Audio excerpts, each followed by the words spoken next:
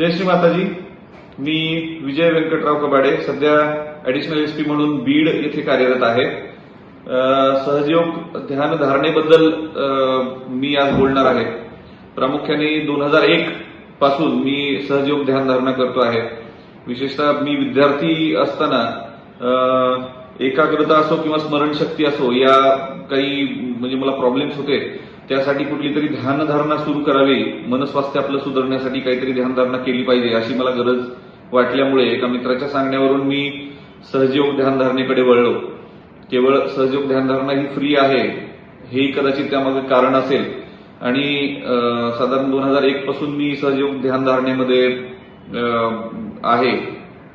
याचा प्रामुख्याने मला फायदा निश्चित मी त्या काळात स्पर्धा परीक्षा देण्याचं ठरवलं होतं. स्पर्धा परीक्षेच्या माध्यमातून एक चांगलं करिअर घडवण्याचं ठरवलं आणि यासाठी मला भरपूर अभ्यास करावा लागणार होता, भरपूर मेहनत घ्यावी लागणार होती. त्यासाठी एक एकाग्र चित्तता असायला हवी होती, स्मरणशक्ती चांगली असायला हवी होती.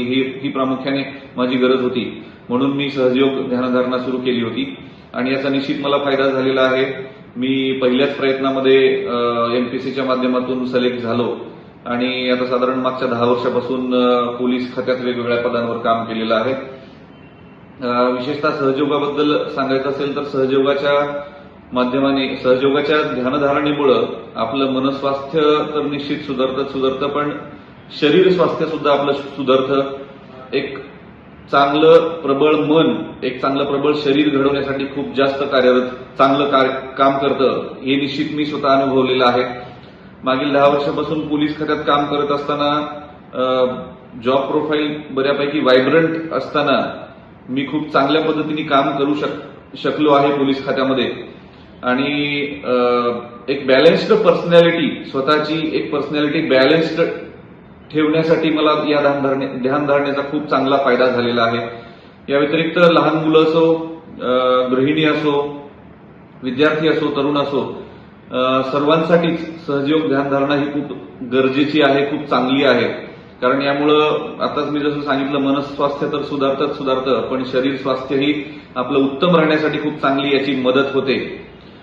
ज्यांची धकाधकीची जीवनशैली आहे, अगदी स्ट्रेसफुल लाईफस्टाईल आहे, उदाहरणार्थ पोलीस विभागातली असो, आरोग्य विभागातली असो, किंवा ज्यांना स्पर्धा परीक्षा द्यायची आहे, ज्यांना खूप मेहनत करायची आहे, ज्यांना स्पर्धेच्या युगाला तोंड द्यायचं आहे, अशा विद्यार्थ्यांसाठी सुद्धा सहजयोग ध्यानधारणा खूप गरजेची आहे.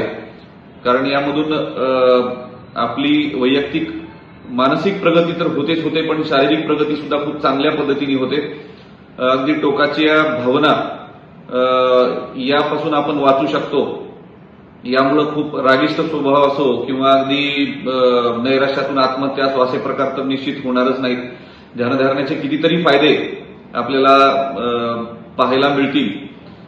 सध्या कोरोनाच्या या काळामध्ये आपली रोगप्रतिकारक शक्ती सुद्धा चांगली असणं खूप गरजेचं आहे आणि निश्चित सहजयोगाचा या बाबतीत सुद्धा फायदा सगळ्यांना होतो आहे. सहजयोग ध्यानधारणेमुळे रोगप्रतिकारक शक्ती सुद्धा वाढण्यासाठी खूप मदत होते. याबाबत कितीतरी आता रिसर्चेस होत आहेत. तर माझं सर्वांना एकच आव्हान असेल, विशेषतः स्पर्धा परीक्षा देणाऱ्या तरुणांना माझं आव्हान असेल की आपण सहजयोग ध्यानधारणेमार्फत आपली स्मरणशक्ती असो, आपली एकाग्रता असो, हे वाढवण्यासाठी आपण प्रयत्न करावेत. एकंदरीतच आपली लाईफस्टाईल या ध्यानधारणेमुळे सुधारून जाईल असा विश्वास मी आपल्याला देऊ इच्छितो. या प्रसंगी सर्वच सहजयोगी असो किंवा ज्यांना सहजयोग ध्यानधारणा करायची आहे, अशा व्यक्तींना मी एकच सांगू इच्छितो की सहजयोग हा पूर्णपणे फ्री आहे. आपल्याला कोणी पैसे यामध्ये मागणार नाही आणि हे आपल्यासाठी आहे. निसर्गाने आपल्याला दिलेलं एक वरदान आहे. या दृष्टिकोनातून आपण सहजयोग ध्यानधारणा करावी आणि स्वतःसाठी निश्चित यातून खूप फायदे आहेत. हे आपल्याला जसं आपण ध्यानात एकाग्र व्हाल तसं आपल्याला कळूनच जाईल.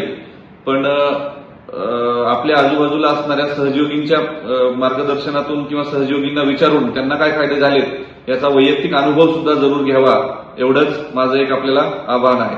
जय श्री माताजी.